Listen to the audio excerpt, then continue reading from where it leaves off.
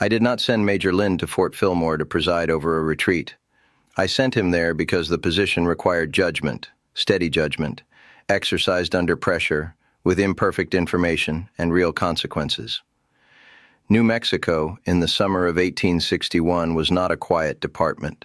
It was a place of divided loyalties, exposed lines of communication, and an enemy whose strength was uncertain but whose intent was not. Texas lay to the east, and its influence had already crossed the border long before its troops did. When I placed Major Lynde in command, I did not shackle him with rigid instructions. The circumstances did not permit that. Instead, I placed responsibility upon him. I made clear, both directly and through my staff, that he was to act as events required, and that he was not to consider himself trammeled by written orders if the interests of the United States and the honor of its flag demanded otherwise. That was not ambiguity, it was trust. I warned him of the dangers in the Mesilla Valley. I warned him of the political unreliability of the population. I warned him that Fort Fillmore might be threatened, and that Fort Bliss had already fallen under secessionist control. I told him reinforcements were being organized, and that I had no intention of weakening his command. The tools at his disposal were limited, but they were not nothing. The question before the court is not whether Major Lynde faced difficulty. He did. Nor is it whether his position was uncomfortable. It was. The question is whether his actions matched the responsibility entrusted to him. In my judgment, they did not. A commander may withdraw when withdrawal preserves his force and serves a larger purpose.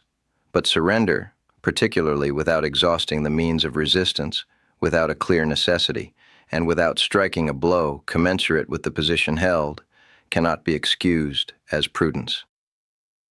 Fort Fillmore was abandoned, its command was broken, its troops were marched into captivity, and this was done not under overwhelming force, but under uncertainty. Uncertainty is the burden of command. It is not a justification for relinquishing it.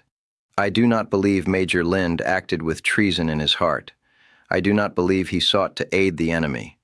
But I do believe he failed to rise to the demands of his station. He was entrusted with discretion, and he exercised it in a manner that surrendered both position and initiative. That failure had consequences beyond his own command. It weakened confidence, emboldened the enemy, and compromised the department at a critical moment. For these reasons, I cannot say he is innocent of the charges brought against him. Command is not measured by intention alone. It is measured by action, by resolve when resolve is required, and by resistance when resistance is the only course consistent with duty. On those measures, Major Lynde fell short. That is my judgment. Not as an accuser seeking satisfaction, but as a commanding officer charged with preserving the service, the country, and the meaning of command itself.